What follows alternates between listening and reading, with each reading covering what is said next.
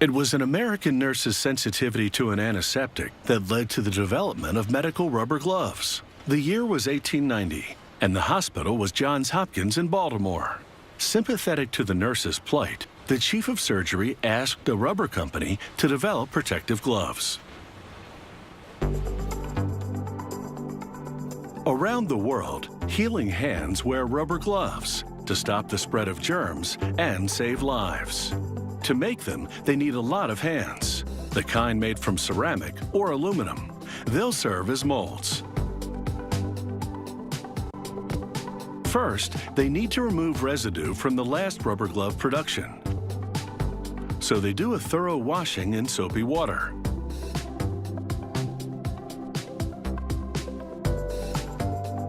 And then in bleach.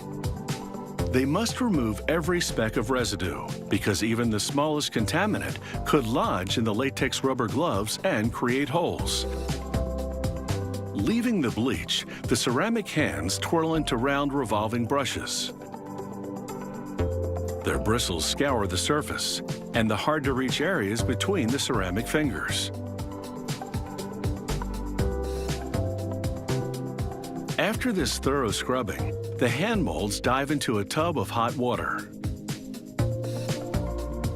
It's the last cleaning before production begins. As they exit the tub, the hands swivel on the rail carrier to drip dry. Still slightly damp and spinning, the hand molds head into a chemical bath, which forms a film on the surface. It's a critical coating because liquid rubber won't adhere to bare ceramic, but it will to this substance. The ceramic molds now reach into warm liquid rubber, which has been enhanced for extra strength. The liquid rubber reacts with the chemical coating on the hands and becomes gel-like.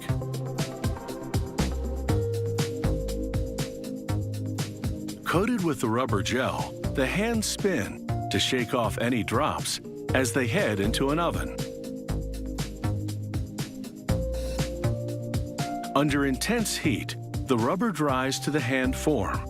It also undergoes a chemical process called vulcanization that makes rubber stronger and elastic. After a wash and dry, the gloves spin through brushes, which roll up the cuffs.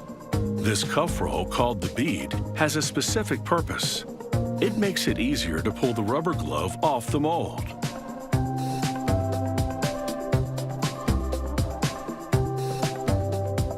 Workers grab the gloves by the beads to peel them off the ceramic forms. These particular medical gloves were molded from synthetic rubber for people who can't wear natural latex rubber due to allergies.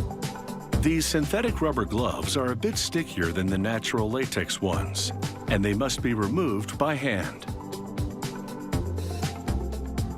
However, the natural latex gloves come off much more easily. Bursts of pressurized air blow these gloves off the ceramic forms. At a test station, a worker now stretches and inflates each medical glove to check for weak spots and holes. Even a pinhole leak would be cause for rejection. Next, they take a sample glove from every batch and pump water into it, again checking for leaks. If the sample glove is watertight, they approve the entire batch for shipment. They color code gloves for strength. These orange cleaning gloves are thick and reusable. Others, like the medical gloves, are for limited use and disposable. Each rubber formulation is customized for color, strength, and other characteristics. It has taken a lot of fake hands and real ones to make rubber gloves, and it all happens very fast. They manufacture 200 rubber gloves a minute at this factory. That's about 12,000 gloves per hour. They pack them up in batches of 100. A cornstarch solution applied earlier keeps them from sticking together in the box. Later, that starch will also act as a lubricant to allow the gloves to slide easily onto hands. And with all that, these rubber gloves are ready to protect the public.